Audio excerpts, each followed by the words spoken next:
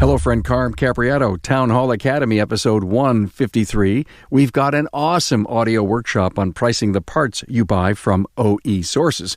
Looking to improve your net profit? Good. A must listen for 2020.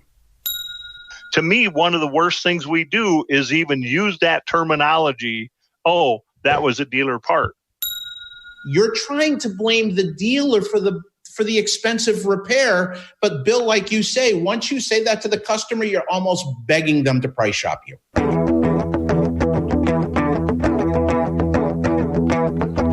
Welcome, automotive aftermarketers, to a Remarkable Results Radio Town Hall Academy. Listen to learn just one thing from today's episode on your journey to remarkable results.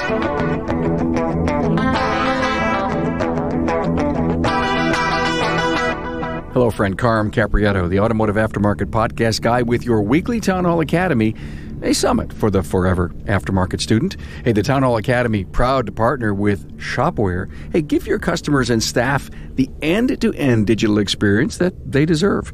It's likely time to upgrade your management system to Shopware. Get more profit in less time. Hey, find out how. Get a free live demonstration and a review of shop owners' testimonials at shop-ware.com. Hey, you know that my love of audio and my passion to change the lives of others is what drives every podcast we produce as we deepen the connection with our audience to help them make a difference in their business and their life. Hey, please be sure that you subscribe to all 3 podcasts inside your listening app. We recently split our 3 premier podcasts into their own feed. And if you felt like that your Remarkable Results radio stream was a bit light in episodes, well, you're right. You need to search for Town Hall Academy and subscribe, and then search for the Record podcast and subscribe, and you'll be back in the loop. Now, thanks for this. You don't want to miss the chance to be enlightened. Hey, we're talking about one of the biggest issues right now that we've got in our industry, and that is pricing parts purchased from the OEs. With me is Bill Haas from Haas Performance Consulting and Rick White from 180 Biz, both industry trainers, coaches, and consultants. We've got some great talking points, and they're available at remarkableresults.biz/A153. That's the show notes page. Hey, this workshop was a perfect blend of in-your-face advice and a very powerful discussion on your value proposition. I recommend you listen intently, you buy in, you make change, you be the business person you are, earn more, and get over your fear when you apply the necessary margin on OE parts.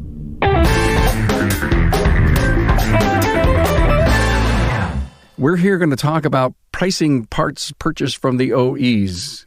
And I don't think we can talk enough about that, because I know as coaches, I'm sure that that's one of the areas that you look at probably pretty soon on in your relationship with a new client as you're looking, to find margin gaps. And I bet you find bushels full, like, fresh tomatoes in August. And so we're here to talk about the whole pricing from the OEs. Bill Haas, Haas Performance Consulting, and Rick White from 180 Biz. Guys, why? Why do we need to talk about this? Because a lot of people are stuck. They just get stuck on this. They just can't get beyond the concept that they're really just buying parts. Bill, I think it goes a little deeper. I think they're afraid. Oh, yes. Right? It's not really being stuck. I think it's they're afraid that there's some unwritten rule in our industry that we're supposed to be cheaper than the dealer. Yes. The mystique is, right? People come to me because I do work for less than what they'll get charged at the dealer. So here's the dealer experience. If you want to treat people like the dealer, have a really nice facility, treat them like crap, never call them, and take forever with their car, and you'll be able to duplicate the dealership experience. I got to tell you, my wife's car was brought into the shop December 5th for a transmission problem. What's today? January 3rd? It's not done yet. And they're the experts. They're the experts. And the only way I get information is if I start chasing the advisors to find out what the status is on my car. Wow. And that's for a transmission. So We can make a lot of excuses for why the transmission is complicated. There's a lot of parts, okay?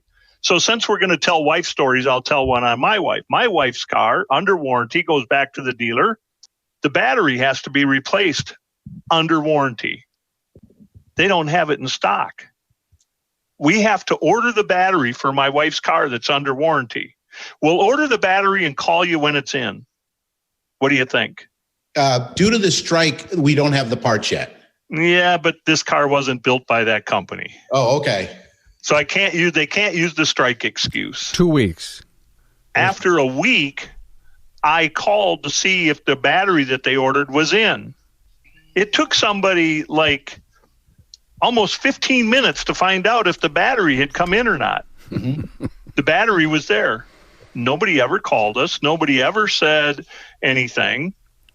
So now that we know the battery's there, the car goes back, the battery gets replaced under warranty. But why didn't anybody give us better service? Why didn't somebody call? Because they're so busy, they don't care. Boy, that's not the dealership I've been in. They're not that busy. Okay, guys, thank you so much for your personal nightmare. Yeah, but Carm, I think this is important because you're right. This whole fear thing, we've got to overcome the fear before we can talk about pricing. You're right. My point, here's where I was going. We're really talking to ourselves that we're the dealer alternative, and it's almost like that could be one of the strongest marketing strategies that we could have, because the dealer is not all that it's cracked up to be. And you go back to your experience is horrible. It is horrible. So because of what they do as a competitor to our bays and our living, why are we afraid to buy that part from the dealer and afraid to put it through our normal price matrix? Because I think what happens is people aren't aware that once they touch that dealer part, they're adding more value to it. And because they're adding more value to it, they should feel comfortable pricing it normally. They don't have a value proposition inside the place, right, Bill? No, well, they're not starting with the end in mind, right? The end goal is, how much money does this business need to make? How much money do I need to make to pay all my bills and have money left over at the end so I can pay my taxes, pay down debt, reinvest in the business? That's what we call net profit, right? But they're not even thinking about that. They're so focused on competing on price that they completely lose sight of how much money do I need to make and what are my profit strategies to get me there. So they're focused on the wrong thing. They're focused on, the dealer might sell it for less money or a different price, or they have this suggested list price. And one of the things that people really don't understand is that the consumer cannot go in and buy the part like we buy the part. That by the time they buy the part as part of a service, it's gone from the parts department to the service department. And guess what the service department does? They mark it up. Because if you look at a dealer and you look at the structure of a dealer, each department has to have its own profit. There's a profit structure in the parts department. There's a profit structure in sales. There's a profit structure in service. So the service department, when they buy that part from the parts department within the dealership and now install it on a car, it is going out the door as part of a repair or maintenance service that's a completely different price than the price you'll see in the parts department. Right. Two prices. Over the counter is one price. Through the service department, 50 to 60% more in some dealerships. And if you're going to compare yourself to the dealer, make sure you're comparing yourself to service, not Correct. Over the counter. Correct. Right. If you're afraid, that's where we go. That's huge. I guess maybe the semantics of calling them dealer parts, guys, is that something that we could try to get over? Well, that's a terrible thing in the first place, just to make that reference. And you hear shops do it all the time. They'll say, I have to buy the part from the dealer. Right. Well, that's just like opening the door to say, I'm buying the part from the dealer. Why don't you go buy the part from the dealer? And my suggestion is, Quit calling them dealer parts. Find them something else to call them that you're comfortable with that says, look, all the parts we use meet or exceed the manufacturer's specification. I don't have to talk about it's an aftermarket part, it's a dealer part. To me, one of the worst things we do is even use that terminology, oh, that was a dealer part. I mean, we have it in coaching calls when we're looking at parts profit and they're missing our parts profit goals. One of the first things they'll say, one of the first excuses they make is, oh, I had to buy dealer parts this week. A lot of parts came from the dealer this week. What does it matter? But we got to understand why we're doing it. Why are we doing it? Why are shops doing this? It's because they're afraid. Again, it's a lot of money. The repair is a lot of money. And instead of selling the value of the repair, and listen, don't get upset when someone says, holy crap, that's a lot of money. Today it is. Just agree with the customer. You're absolutely right. And boy, am I glad you're here with us today, because we're going to take great care of you. You're going to get a great warranty, and then sell the value, flip it to value as quickly as you can. Right. Someone's going to give you a price objection, flip it to value as quickly as you can. But understand that it's a deflection. When you say, I've got to buy a dealer part, you're trying to blame the dealer for the expensive repair. But Bill, like you say, once you say that to the customer, you're almost begging them to price shop you. Yep. Rick's making a really excellent point here, is that whole comment by a customer to say, wow, that's expensive. What they're acknowledging is the price, the cost of the repair. They didn't say, I won't pay it. They're just making an acknowledgement. And most shops and advisors, unfortunately, they immediately back up from that comment and say, oh, I'm too expensive. That's not what they said. No. They're simply acknowledging, and we don't know what their point of reference is. Is their point of reference? So maybe we're doing a transmission repair. Transmission repairs are expensive. Maybe we're doing head gaskets. Head gasket repairs are expensive. It really doesn't matter what it is.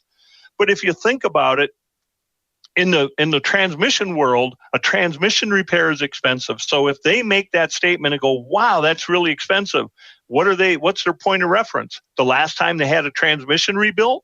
Right. Well, we know that there's about somewhere between 7 to 11 years between transmissions, a customer needing a transmission rebuilt or repaired, right? So they're thinking about what they paid 10 years ago. That's their point of reference. Yes, it is expensive. But I think we have to get comfortable understanding that that is simply an acknowledgement. It is not a rejection. Correct. Absolutely.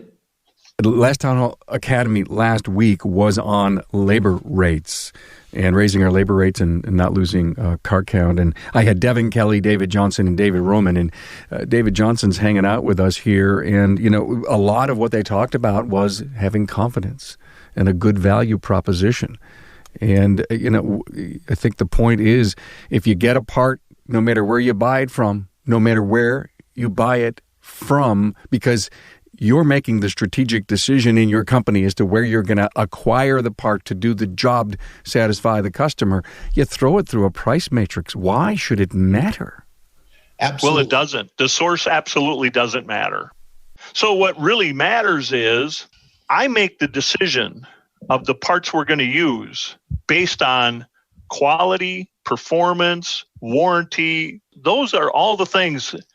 Could I buy parts for less money? Yeah, I can, but they're probably not going to meet the performance standard that I'm looking for in giving the customer a good job, and the level of risk that I'm taking and the exposure that I have in the liability based on the parts I put on the cars, right? Or that I use in the repair maintenance process.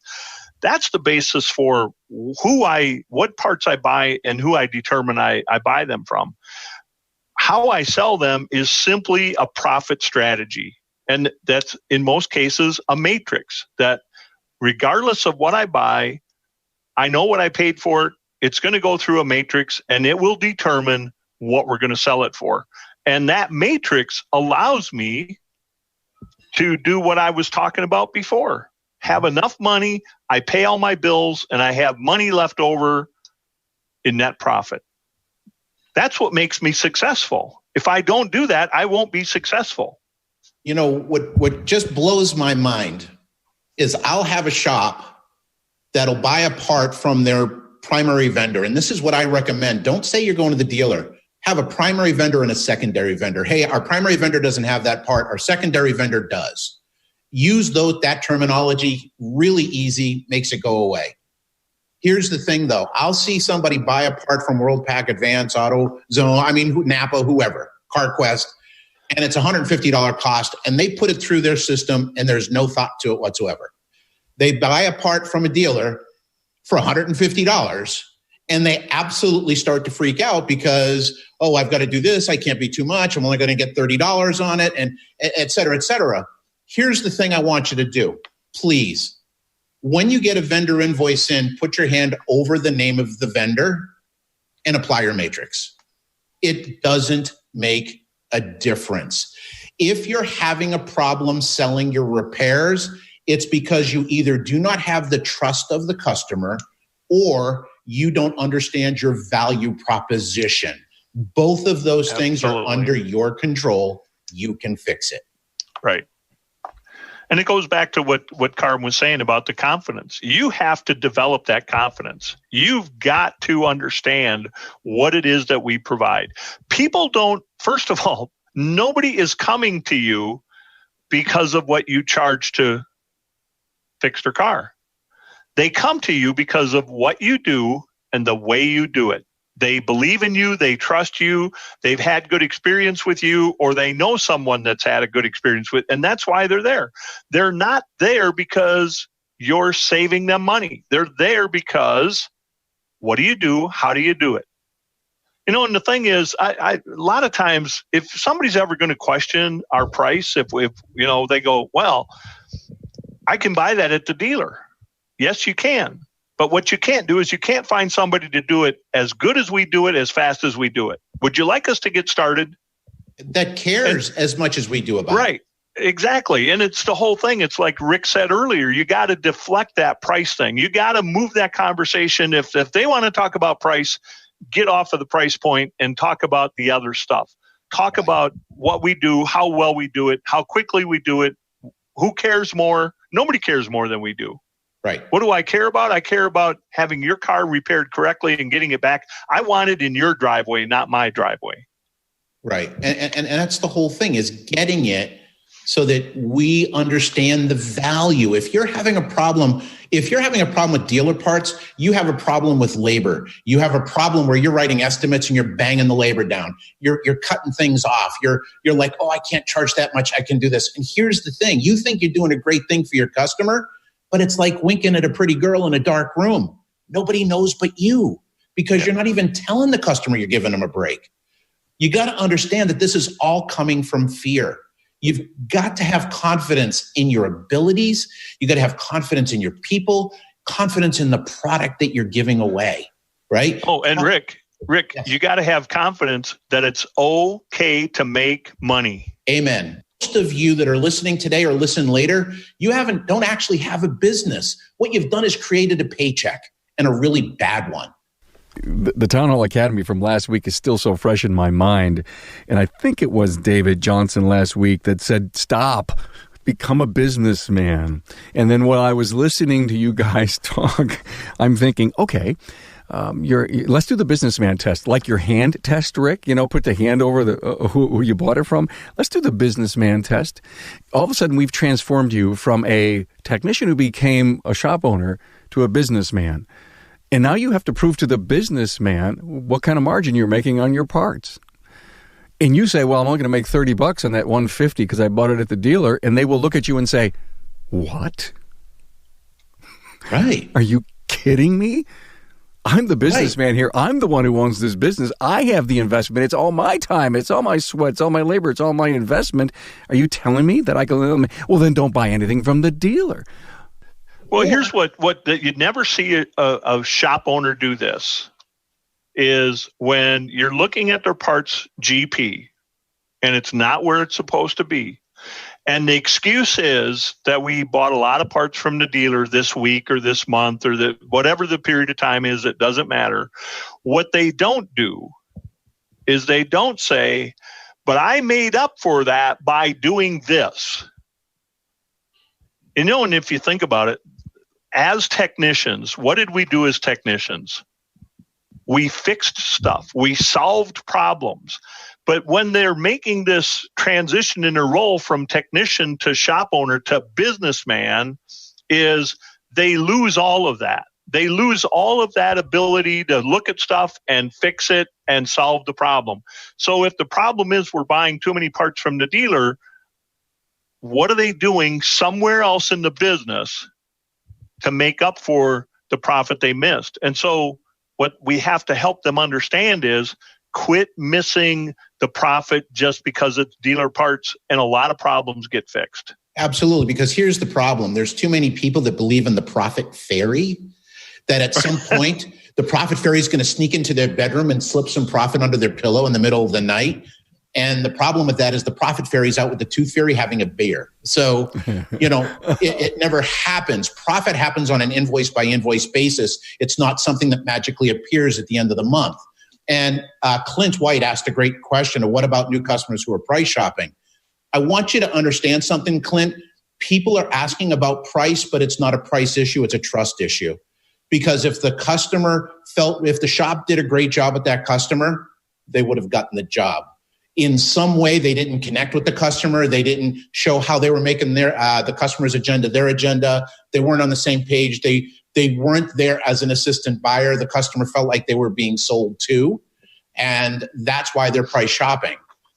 Think about it. Their stress level is pretty high. And then they call one shop and it gets higher. And then because they just get a price, nobody ever asks for an appointment. And then they go to the next shop and the next shop and the next shop. And each call, their stress level's going up. What you want to do instead is deal with the trust issue, right? And you can do that 3 questions. Number 1, what makes you think you need? When someone calls you asking for a ball joint, what makes you think you need a ball joint, Mr. Customer?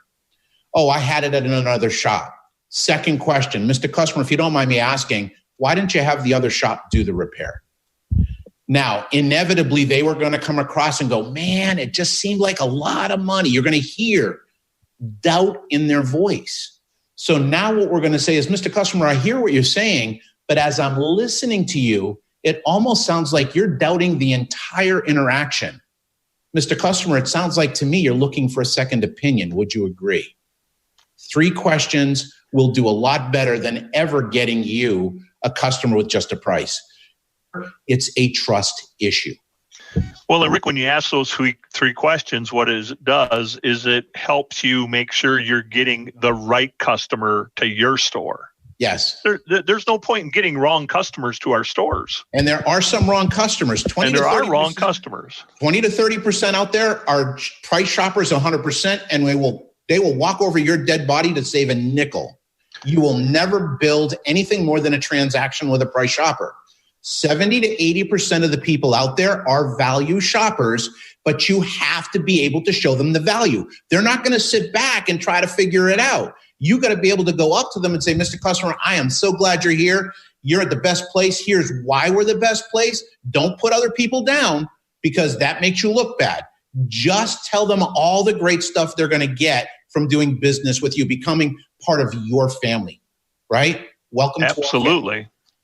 Hey, Carm here. Now think about your shop management system. Isn't it the center of your business? And most of us are running on systems that are decades old, and you know who you are. It's time to change and get the benefits that a modern system can bring to your business. Shopware Shop Management is a cloud-powered management system that gives your staff and your customers the end-to-end digital experience that they expect. With Shopware, you can see every job and view work updates in real time. And you can manage your shop from anywhere with any device.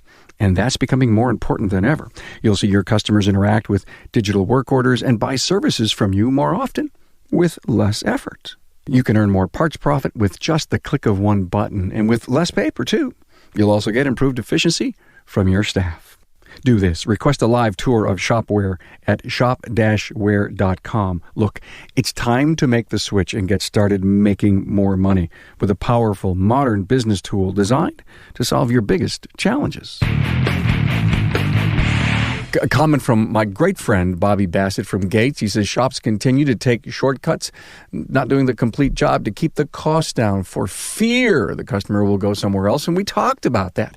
More in the podcast in the last month, Rick and Bill, I've continued to hear the word fear and confidence. You can't grow a business from a place of fear. It is not physically possible. When we are afraid, we withdraw. When we're afraid, we pull back, we constrict, we get smaller. You cannot grow a business from a place of fear. How do you replace that? By understanding the value. Maybe you need a coach. Bill's a great coach. I think I'm a good coach. There's a lot of coaching options out there that can help you see your business from another perspective, that will give you the confidence, that will allow you to step up, chin up, shoulders back, chest out. And you know something? I am happy to explain my price to somebody. I would much rather explain my price once than to apologize for poor quality over a lifetime. Absolutely. End of story. And if they don't like my price, God bless them. I wish you well. If it doesn't work out, please let me know. We're here to serve. But guess what? I don't walk away unprofitable. Well, here's the thing, and I think to Rick's point, there are some people that are price sensitive. There are some people that won't ever understand our value. But Rick made an important comment. He said, we are here to help. And I will help to the point of if when I realize that this is not a good fit, that this isn't going to be a good match, doing business with you is not going to be good for either one of us, I will recommend a competitor that does cheap work, because I like to keep those competitors busy with non-profitable work. I did a rant a while back and I said the words, fear makes you stupid. Fear doesn't make us stupid. Fear is normal. And here's the thing. We wait for fear to go away. Fear never goes away. You never conquer fear. You win battles with fear, but fear comes back in different shapes and different forms and is going to your entire business life. But what you need to understand is that brick wall that fear has placed in front of you, when you get close to it, you're going to recognize it's nothing but a thin little curtain, a veil. And everything you want for your business and for your life is on the other side of that fear. Well, the whole thing about being afraid, when you think about it, when you're having these conversations with shops that are afraid to charge more than the dealer list, right? What is it that they're really afraid of? Because I don't think they're afraid of charging more than the dealer list. What is the ultimate thing that they're afraid of? They're afraid of the customer leaving. They're afraid if I charge more than that dealer list price, the customer will go somewhere else. But fear builds on that, Bill. Fear. Absolutely. We start with the customer's going to leave, and then I'm not going to be able to make payroll, and then I'm not going to be able to pay my bills, and then my wife's going to leave me, my kids won't love me anymore, and I'm going to lose my business. And that's what they should be afraid of. And that's what they should be afraid of. But what they should be the wrong way, absolutely. They should be afraid of doing that job for the incorrect profit because of all those things I won't be able to do. Right. And one of the things that I see is I can either take great care of my customers and really love them, or I can make a profit. And I'm here to tell you to take the word or, cross it out, and put and. Yes. You can love your customers and make a healthy profit for yourself and your business. You should be making money. You should be taking a shareholder distribution out quarterly. How many of you are doing that beyond getting paid really well for what you do in the business? So few shop owners are doing it, and it's because we're afraid. Clint White says, so having properly trained service advisors is the number one answer for this dealer part issue. It's critical. It is critical. You can have all the processes and you can have all the strategies and you can have all the goals, but if those people haven't been provided the training and don't have the tools that they need, it's not going to happen. But it needs more than just the training, Bill. We need to have direction from the shop owner. What's my mission? What's my purpose? What are my values? Where are we going? What's my value? What is the value the shop brings to the table? That has to come from the shop owner. Correct. That's got to be why you are in business. Absolutely. Because guess what? If I know what my destination is and I know why it's important, I'm all in, man. It makes it so much easier because sales doesn't feel sleazy then. And that's the problem. Too many times, because we don't know how to sell properly, it feels dirty when we're trying to sell something. And that's a problem. I hate the word try. But when you walk out with confidence and you love your customer, you care about them, you want to help them, you have a solution that's going to fit perfectly, and you have a great value statement, a great benefit list that your customer is going to benefit from, now you're doing something, you're helping them, you're not selling to them. Correct. Bobby Bassett says, I love the passion of Bill and Rick. I think it's Greg. My service writer asks the dealer what our cost is and what is the list price. Wrong. But doesn't matter. I know. He uses the list as a reference. So my takeaway from today's episode is to forbid him from asking the list price anymore. Thank you, guys. Here's the thing. If you're going to have him ask for list price, have him call the service department and ask for the list price. You know, I do this. His eyes up.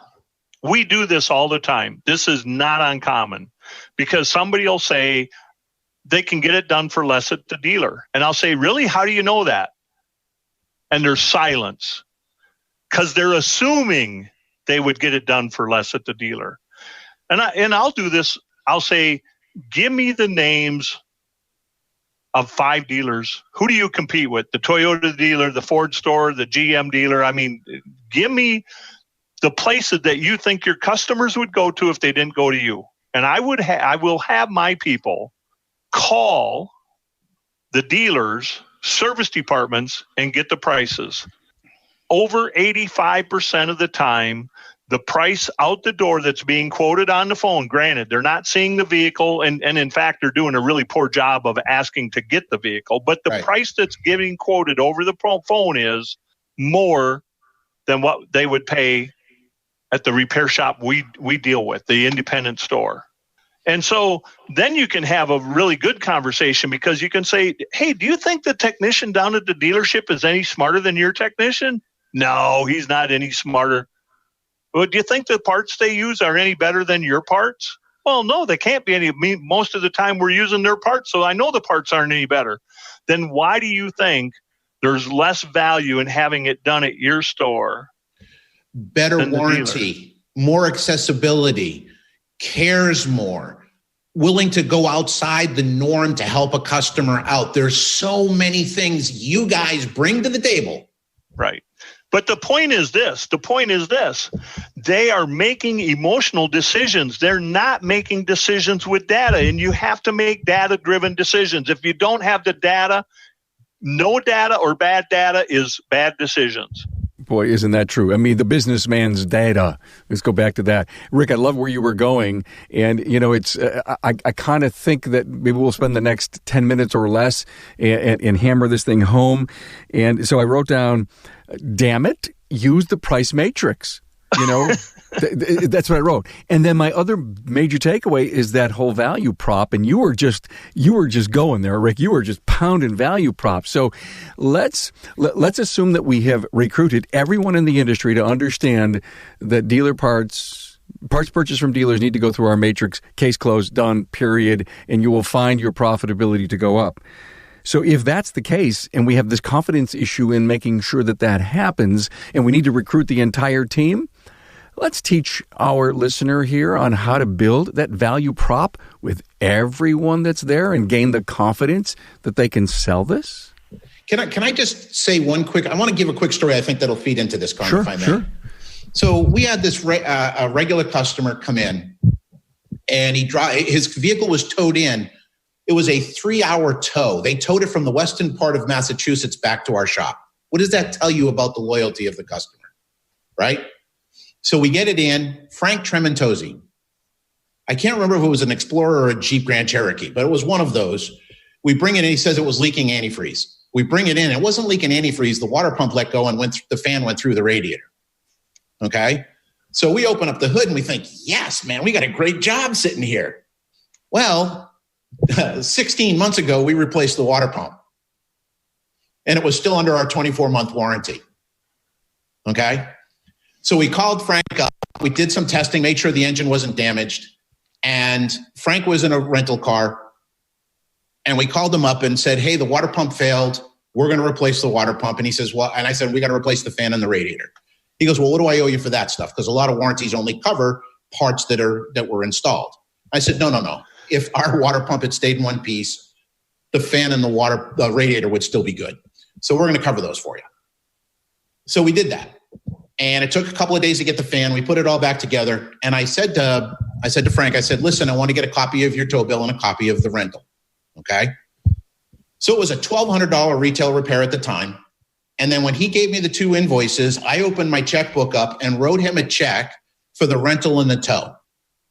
Okay. It was probably a $700 check. And when I tell that story, shop owners go, holy crap, how can you afford to do that?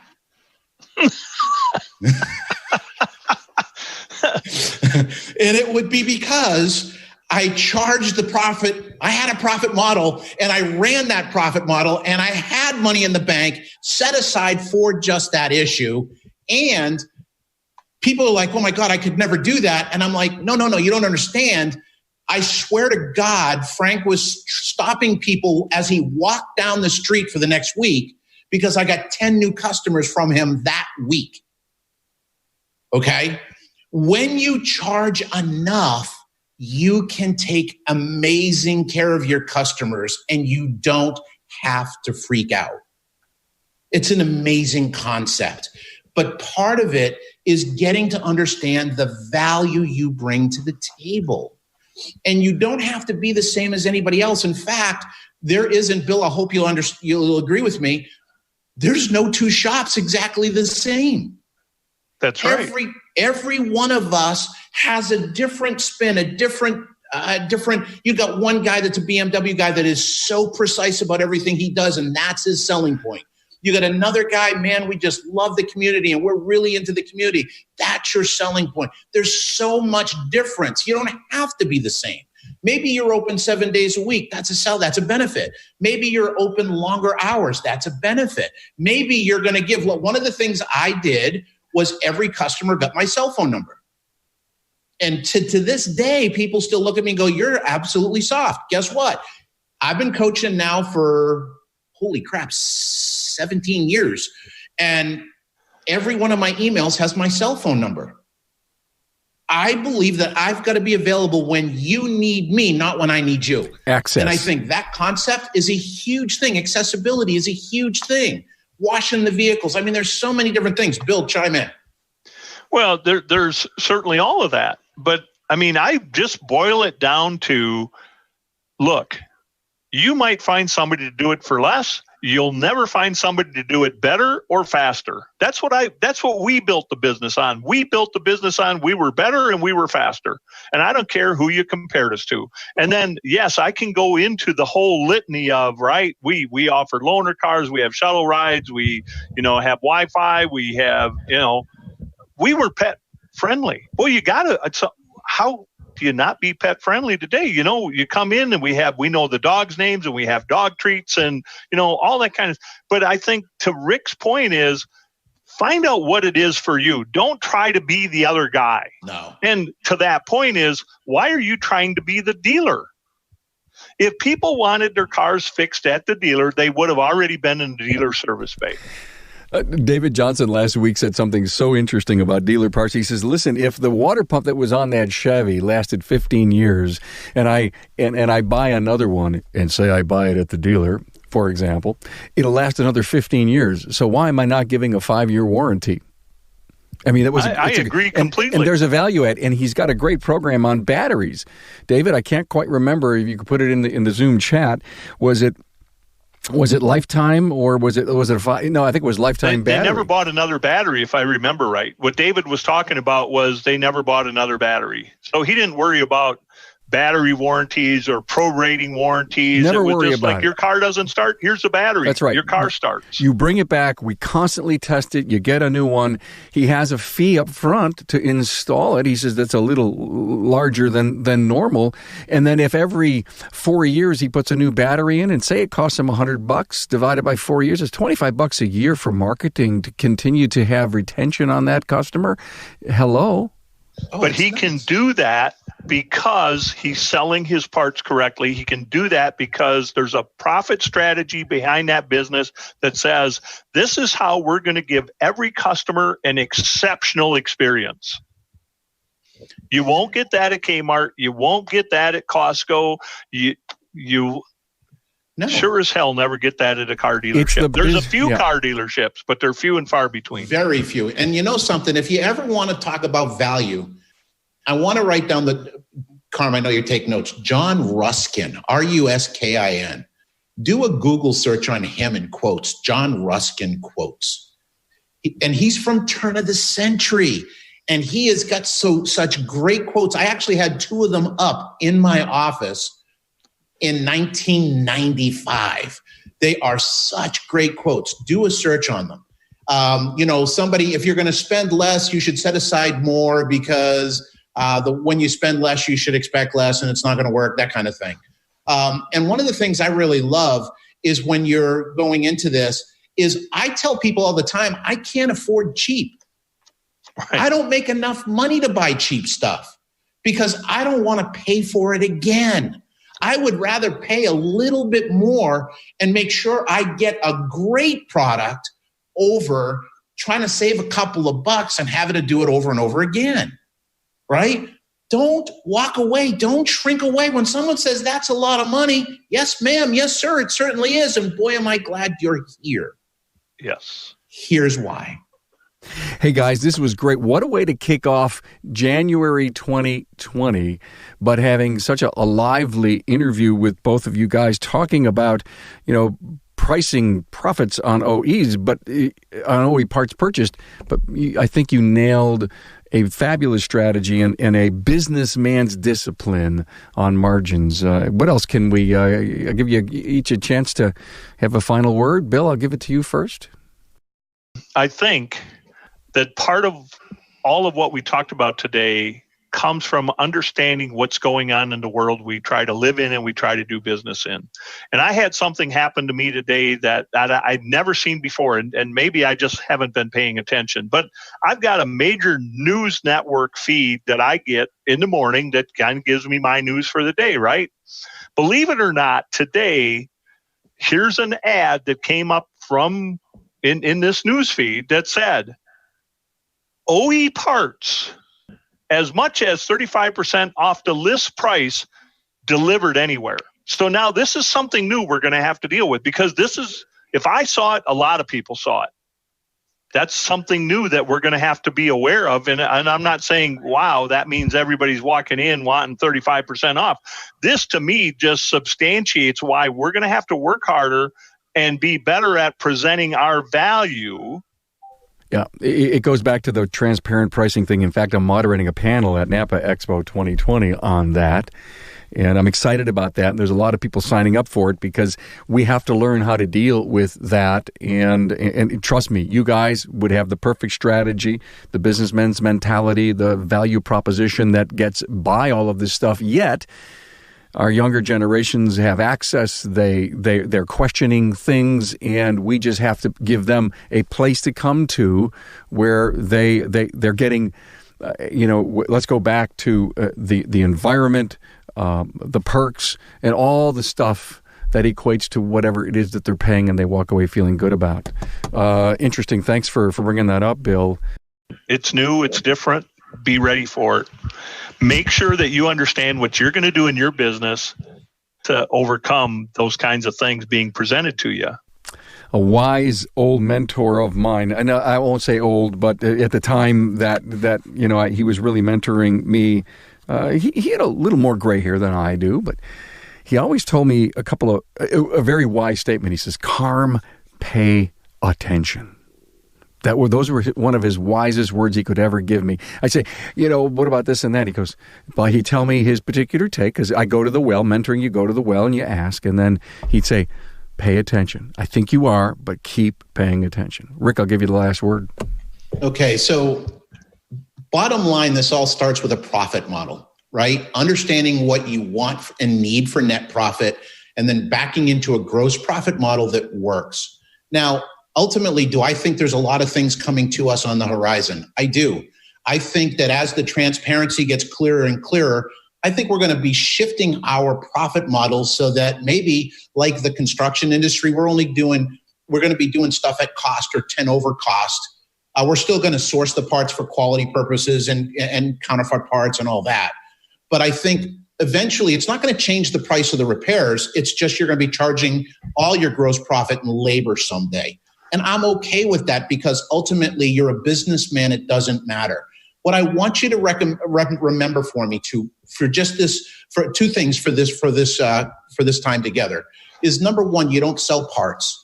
You don't sell labor. You sell solutions. You sell fixed cars. You sell dependability, reliability, safety, peace of mind. Those are the things you sell, okay? That's the first thing I want you to remember. And the second thing, I can't think of right now, the second thing I want you to be aware of is you've got to have confidence. That confidence is going to come from understanding the value you bring to the table. And I want you to understand that you can love your customers, make a profit, but you've got to be the CEO of your business. That's what Bob Greenwood, our friend, says many, many times. You can't manage a shop from a creeper. You can't lead it from the front counter. You have to be the CEO of your business. So please get on board. Start to create a business that serves you, the business that you deserve. Wow.